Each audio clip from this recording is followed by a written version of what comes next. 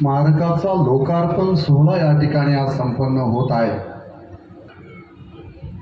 खरं तर आज मनस्वी नितीनजी फार समाधान आनंद होत आहे का जे स्वप्न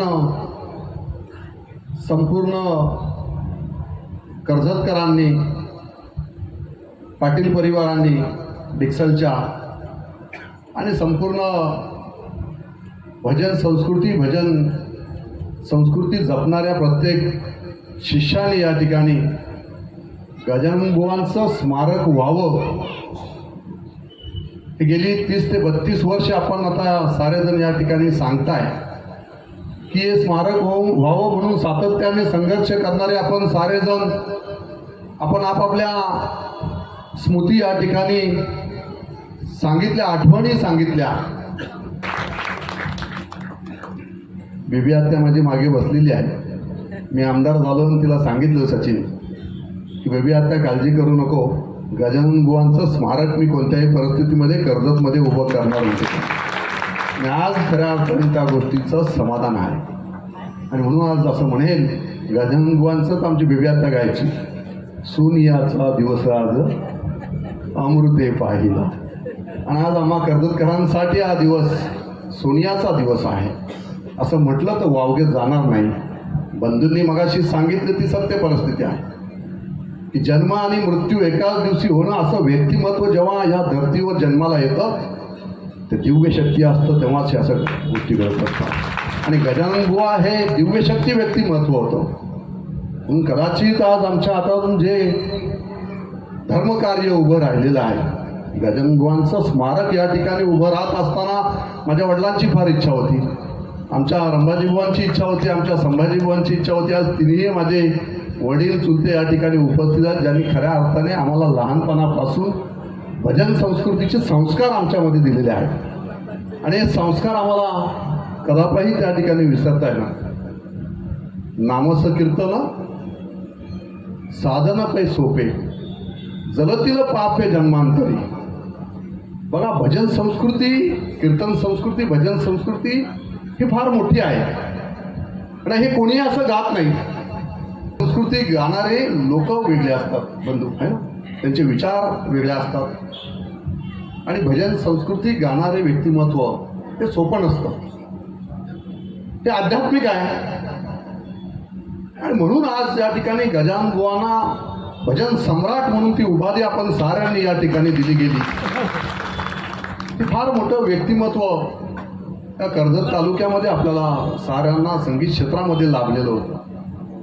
परंतु फक्त कलाकार म्हणून मी त्यांच्याकडे पाहत नव्हतो, तर एक दिव्य शक्ती म्हणून या कर्जतमध्ये गजानन बुवांचे व्यक्तिमत्व होतं. मी त्यांच्या फार जवळ बसलेलो. माझे आजोबा विष्णुबुवा थोरवे त्यांच्या शेजारी बसले होते. आमच्या गावात एक भजन सुरू होतं, तेव्हा गजानन बुवा स्वतः गात होते अप्पा.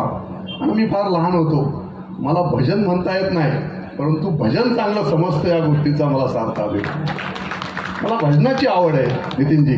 भजन मला गाता येत नाही, आमचा मनुष्य गातो, म्हणजे बाबा गातात, प्रचंड त्यांना आवड आहे. परंतु भजन काय हे समजतं, त्याचा अभ्यास मी केला.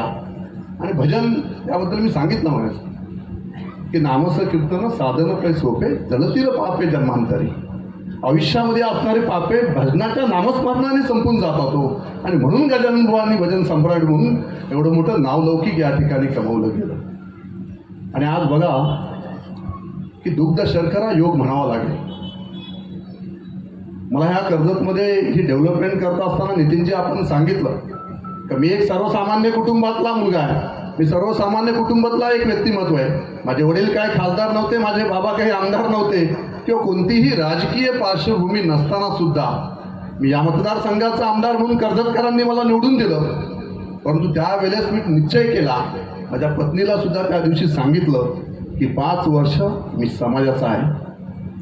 कारण सामाजिक बांधिलकी जपत आपण काम करत असताना नेहमी असं सांगितलं गेलं की समाजामध्ये काम करत असताना आपला चेहरा हा समाजाकडे असला पाहिजे आणि आपली पाठ ही घराकडे असली पाहिजे. ज्या वेळेस आपला चेहरा घराकडे होईल आणि आपली पाठ समाजाकडे होईल, त्यावेळेला राजकीय होत असतो. आणि असे अनेक आम्ही त्या ठिकाणी पाहिलेत आहे. आणि म्हणून आम्ही समाज पुढे घेऊन चाललेलो आहोत. समाजाचे विचार पुढे घेऊन चाललेले आहोत नितीनजी. आणि हे बदलते कर्जत आपण सारेजण या ठिकाणी पाहताय. मगाशी आमचे उल्हासजी बांगर यांनी सांगितलं, रस्ते गटारे ही कामे तर होत राहतात, परंतु ऐतिहासिक कामे उभं करण्यासाठी सुद्धा एक विचार असावा लागतो, ती दूरदृष्टी असावी लागते. आज कर्जतमध्ये आम्ही ज्या पद्धतीची संस्कृती कर्जतचं जपण्याचं काम केलं, कर्जतमध्ये अनेक लोक राजकीय होऊन गेले, परंतु कदाचित कर्जतचा अभ्यास करायला कमी पडले असते. कर्जत फार सुंदर, फार ऐतिहासिक आहे. कर्जतचे कलाकार आपण जर पाहिले तर एक एक कलाकारांनी फार मोठं योगदान या महाराष्ट्रासाठी दिलेलं आहे, देशासाठी दिलेले आहे. असे कलाकार आजही कर्जतमध्ये. परवा आम्ही कपालेश्वरला आलो, आपण बेबीताई आपण सर्वांनी पाहिलं की खूप मोठे कलाकार कर्जतनी या संपूर्ण महाराष्ट्राला दिलेले. दिलीपदा आमचे गडकरी त्या ठिकाणी आहेत, त्यांची पुतणी असेल ती जुई गडकरी, बघा असे अनेक कलाकार कर्जतने घडवलेले आहेत. आणि म्हणून फार मोठे योगदान दिलीपदादा तुमचं साऱ्यांचंच कर्जतकरांचं या ठिकाणी आहे. आणि म्हणून या कर्जतला काहीतरी वेगळं स्वरूप द्यावं. कर्जत एक नैसर्गिक तालुका म्हणून ओळखला जातोय, परंतु निसर्गाबरोबरच आपल्याला विकासाचं सौंदर्य सुद्धा उभं करायचं होतं. आणि नितीनजी ते करण्याचं मान आम्हाला या ठिकाणी मिळालं. ते आम्ही भूषण गजाननबुवा पाटील आणि यांचं स्मारक या ठिकाणी भव्य दिव्य आम्ही उभं केलं.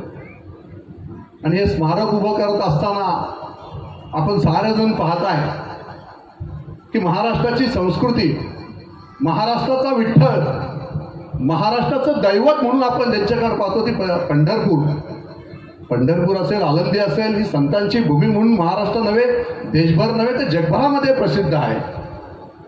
आणि या पंढरपूरचं आम्ही ज्यावेळेस या मतदारसंघाचा आमदार म्हणून निवडणुकीला सामोरे गेलो, राणे महाराजांचं दर्शन घेतलं, आपले संत सज्जन मंडळींचं सगळ्यांचे दर्शन घेतलं, आईवडिलांचं दर्शन घेतलं आणि प्रचाराला बाहेर पडलो. आणि हा म्हणताना सगळ्या वारकरी संप्रदायाने दिलेलं पाठबळ, सर्वसामान्यांनी दिलेलं पाठबळ, या मतदारसंघाचा आमदार झालो. आणि त्याच वेळेस वडिलांना सांगितलं की जशी इंद्रायणी तशीच कर्जतची माझी उल्हास नदी, याच उल्हास नदीच्या काठीवर प्रति पंढरपुरी उभी करीन. आणि आपलं तुम्ही जोपर्यंत बाबा म्हणून माझे जिवंत आहात, तुम्हाला हे वैभव पाहता येईल. आणि आज मला सांगायला अभिमान वाटतो की माझे बाबा आज हे सगळं वैभव या ठिकाणी पाहत आहेत. कारण गजाननबुवांचे फार मोठे भक्त माझे वडील आहेत, म्हणजे आप्पा आमचे आहेत. आप्पा आमचे महाराष्ट्रामध्ये मृदुंगमणी म्हणून आपल्या सर्वांना परिचित आहेत. फार मोठा त्यांनी सुद्धा मृदुंगमणी, आजही त्यांचा नातू जर आपण पाहिला तर दिलेले संस्कार जे उभे केलेले आहेत अंबाजी बुवांनी, ते आपल्या लक्षात येईल त्या ठिकाणी. आणि म्हणून ही अशी सगळी मंडळी आमच्याबरोबर, आमचं एक सांस्कृतिक भजननी वारसा आमच्या कुटुंबाला लाभलेला आहे. आणि म्हणून मी जगभराचा अभ्यास केला, जगभरामध्ये फिरलो, जगभराची संस्कृती नितीनजी आम्ही साऱ्यांनी पाहिली, परंतु भारतीय संस्कृतीचं कुठेही त्या ठिकाणी तोलमोल होऊ शकत नाही. अशी संस्कृती आपल्याला भारतीय संस्कृती लाभलेली आहे. जास्तीत जास्त आपण 4 ते 5 दिवस बाहेरच्या देशामध्ये राहू शकतो. किती जास्तीत जास्त 4 दिवस. मी लंडनला मुलाकडे गेलो होतो 8 दिवस, असं झालेलं कधी कर्जतमध्ये येतोय. कारण ही संस्कृती आपली अशी आहे, या संस्कृतीचं जतन आपण या ठिकाणी करत असतो. आपण आपापसात एकमेकाला फार चांगल्या पद्धतीने रिस्पेक्ट या ठिकाणी देत असतो. आणि म्हणून जगभराचा अभ्यास केला, जगभराची संस्कृती पाहिली, भारत देश संपूर्ण फिरलो, भारत देश आम्ही पाहिला. परंतु जे तीर्थक्षेत्र पंढरपूर आहे, आळंदी आहे, त्याची तुलना कोणत्याही तीर्थक्षेत्राबरोबर होऊ शकत नाही. आणि म्हणून हे प्रति पंढरपूर या ठिकाणी उभं राहिलेलं आहे.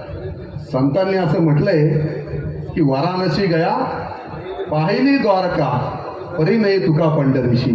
त्या पंढरीची तुलना कशाबरोबरही होऊ शकत नाही.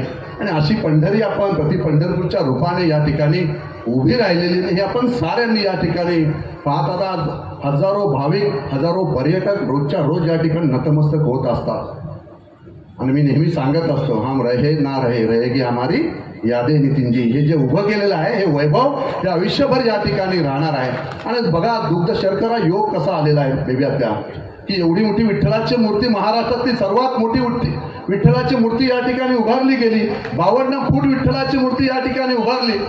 आणि गेली कित्येक वर्ष संघर्ष असणारं गजाननबुवांचं स्मारक त्या विठ्ठलाच्या मूर्तीच्या समोर या ठिकाणी उभं राहिलेलं आहे. माझं इतकं स्वप्न होतं, आज या ठिकाणी सुरेश बुवा भोईर असते तर फार समाधान वाटलं असतं. गजाननबुवांचा शिष्य, परंतु असा लीन झालेला हा शिष्य की सातत्याने माझा पाठपुरावा करत होता. आपण तर सारे कुटुंब म्हणून करत होताच, परंतु सुरेश बुवांनी सुद्धा त्यांच्या एक सगळ्या चाळी सातत्याने आमच्याकडे आल्यानंतर भजनाला बसल्यानंतर गजानन बुवांचं आणि त्यांना साथ देणारे आमचे दीपकजी करोडे आणि आज आपल्या त्या ठिकाणी नाही आहेत, परंतु त्यांचं सुद्धा मी या ठिकाणी गजानन बुवांच्या स्मारकाच्या त्या ठिकाणी खाली त्यांचं नाव कैलासवासी सुरेश बुवा भोईर यांचं नाव त्या ठिकाणी टाकलेलं आहे. आणि मला त्या गोष्टीचा एक सार्थ अभिमान एक शिष्य म्हणून आणि सातत्याने गजानन बुवांच्या म्हणजे बघा की आयुष्यामध्ये आपण आईवडिलांना मानत असतो, आईवडील आपले दैवत म्हणून आपण त्यांना आपण पूजत असतो, परंतु मी सुरेश बुवांना पाहिलं, त्यांनी गजानन बुवांच्या ना दैवत मानून आतापर्यंत त्यांची भजन संस्कृती वाढवण्याचं काम अंबाजी बुवा त्यांनी मी केलेलं पाहिलेलं आहे. आणि म्हणून मी त्यांच्या उत्तर कार्याच्या दिवशी त्या ठिकाणी बोललेलो होतो. आता येताना पहिलं संकेतला बोलतो, संकेत जे आम्ही शब्द संतोषेड आम्ही त्या ठिकाणी उपस्थित होतो की बाबा आपण दिलेला तो शब्द होता.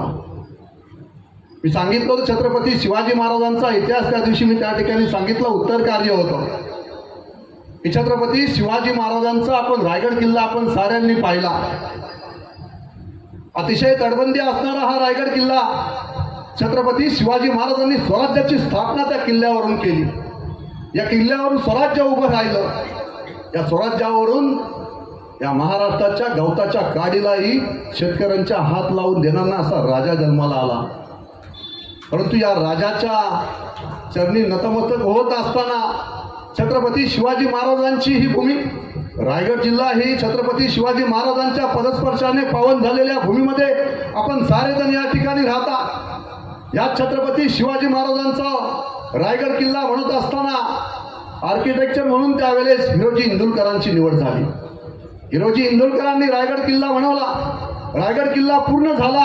नितीनजी, छत्रपती शिवाजी महाराज किल्ल्यावर आले. किल्ल्याची तटबंदी पाहून महाराज खुश झाले आणि हिरोजी इंदुरकरांना विचारलं, हिरोजी इंदुरकर, तुम्हाला काय बक्षीस पाहिजे ते सांगा. हिरोजी इंदुरकरांनी सांगितलं, महाराज मला काही नकोय. हा रायगड किल्ला उभारलेला या प्रवेशद्वारावर खाली पायथ्याला एक शिला बनवा. या शिलेवर त्या ठिकाणी माझं नाव टाका आणि त्या ठिकाणी सेवेसी तत्पर हिराजी इंदुरकर असं नेतृत्व त्यावेळेस ऐतिहासिक झालं. आणि म्हणून मी आज या ठिकाणी सांगितलं की गजानन बुवा पाटील सर्वसामान्य व्यक्तिमत्व नव्हतं. एक दिव्य व्यक्ती म्हणून ते जन्माला आलेले होते. जन्म आणि मृत्यू एकाच दिवशी होणं हे फार भाग्याची गोष्ट असते. जन्म आणि मृत्यू एकाच दिवशी होत असताना केलेलं कार्य हे सुद्धा अविस्मरणीय होतं. आणि म्हणून गजानन बुवांचं स्मारक या ठिकाणी उभं राहिलं आणि आपण सारेजण त्या गोष्टीचे साक्षीदार आहात. म्हणून हिरोजी इंदुरकरांची उपमा मी यासाठी दिली की सुरेश बुवांनी सुद्धा फार कमी वयात संपूर्ण बुवांच्या आयुष्यामध्ये झोकून दिलेले होतं. म्हणून त्यांचं नाव मी माझ्या पतीने केलेला तो एक प्रयत्न या ठिकाणी होता. आपण सारेजण या ठिकाणी उपस्थित राहिलेला ही ऐतिहासिक वास्तू जसं आपण प्रति पंढरपूर या ठिकाणी उभी केलेली आहे तशी गजानन बुवांचं स्मारक या ठिकाणी उभं राहिलेले. या स्मारकाच्या माध्यमातून कर्जतकरांना कर्जतमधल्या असणाऱ्या भजन संस्कृतीला एक स्फूर्ती देण्याचं काम भविष्य काळामध्ये होईल आणि हेच काम आपल्याला साऱ्यांना एकत्रपणे या ठिकाणी करायचं आहे. आणि म्हणून ही संस्कृती जिवंत राहिली पाहिजे. भारतीय संस्कृती असेल, भजन संस्कृती असेल, या संस्कृतीच्या माध्यमातून एक चांगला समाज आपल्याला उभं करायचा आहे नितीनजी. आणि हेच काम प्रसादजी पाटील आपण साऱ्यांनी एकत्रपणे येऊन या ठिकाणी गजानन बुवा स्मारक समिती आपण दीपकजी आपण एकत्रपणे करत आहात. या समितीच्या माध्यमातून एकादशीचा कार्यक्रम सुरू करा. जेवढे कार्यक्रम आपल्याला करता येईल तेवढं करा. लागणारं अन्नदान महेंद्र थोरवे जेवढं लागेल तेवढं या ठिकाणी करेल. तर अन्नदान हे पुण्यदान आहे. आणि म्हणून असं सांगितलं गेलं आहे एका सुभाषितामध्ये, सतेशी जायते शूर सस्रशूच पंडित वक्ता जसं सरशू दाता भवती वानवा. 100 शूर असतो, 1000 एखादा पंडित असतो, परंतु तुम्हाला मार्गदर्शन करणारे, कीर्तनकार करणारे, भजन सम्राट असणारे 10,000 एखादा वक्ता तयार होत असतो. दाता भवती वानवा.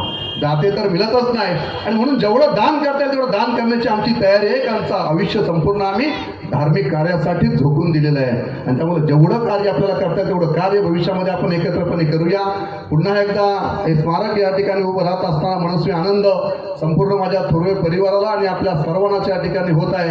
आपण सुद्धा ही संस्कृती हे पावित्र्य या संकल्प जसा आम्ही या ठिकाणी ह्या भवनाचा या ठिकाणी या स्मारकाचा केला, या स्मारकाचं पावित्र्य राखण्याचं काम मात्र आपण साऱ्यांनी या ठिकाणी करावं. हे मंदिर आहे माझ्यासाठी, या मंदिराचं पूजन आपण साऱ्यांनी करावं असं या निमित्ताने मी सांगतो. पुन्हा एकदा साऱ्यांना मनपूर्वक या ठिकाणी शुभेच्छा देतो आणि या ठिकाणी थांबतो. जय हिंद, जय महाराष्ट्र.